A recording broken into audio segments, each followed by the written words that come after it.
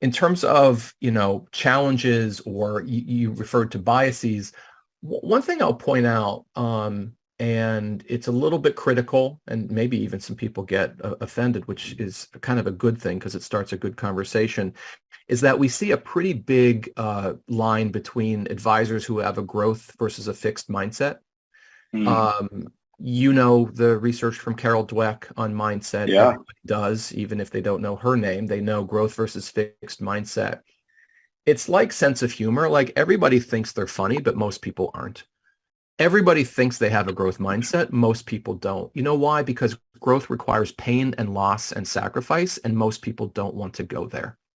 We work with, or we encounter at least, advisors like, oh, I get this. I'm already really good with people.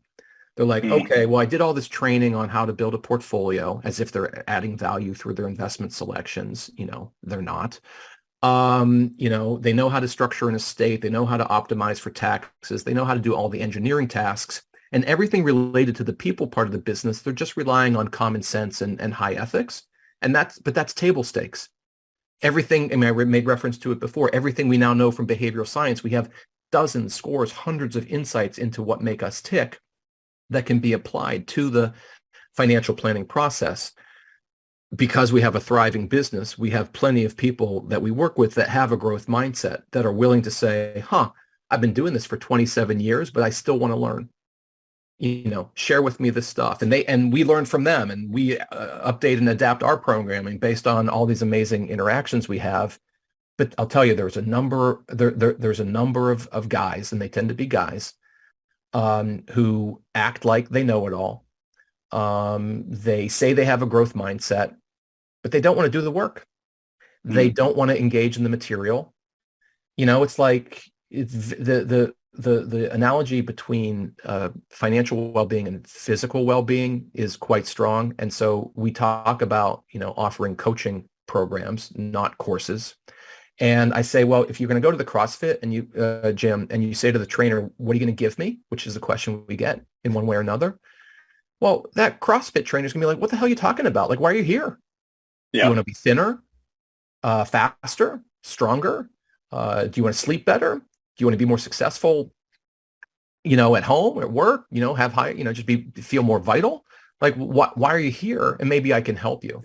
We find, I mean, there's sample bias because most people talking to us want to go to the gym and they want to do the work, but it's interesting to still see a material residue in the industry of advisors who uh, believe in coaching their clients, but won't admit that they themselves can do some work on their skills.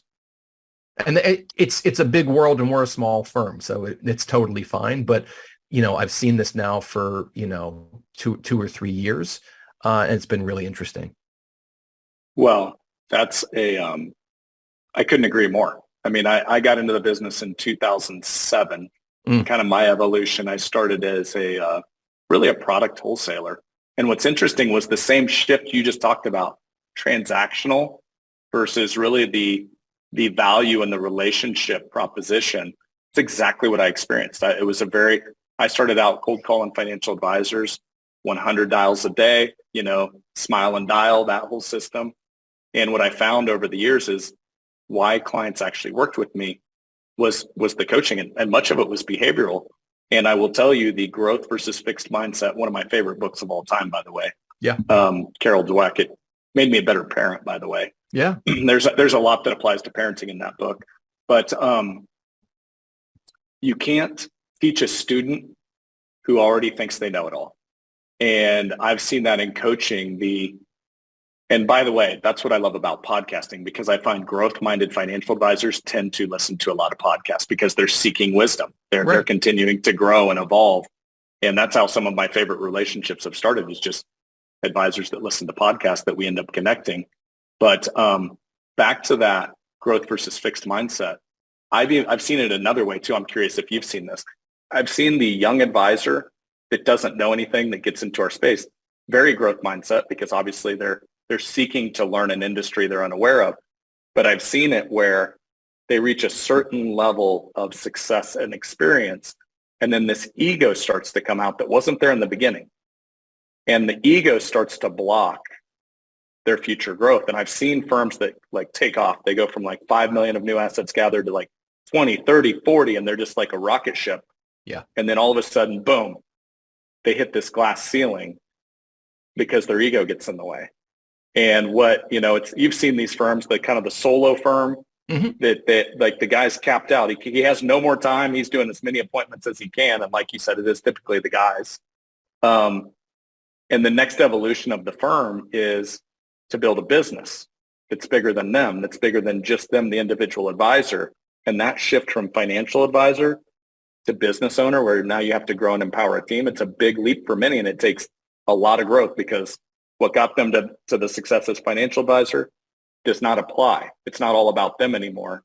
And I see the ones that struggle there, they're the ones that just don't have that growth mindset.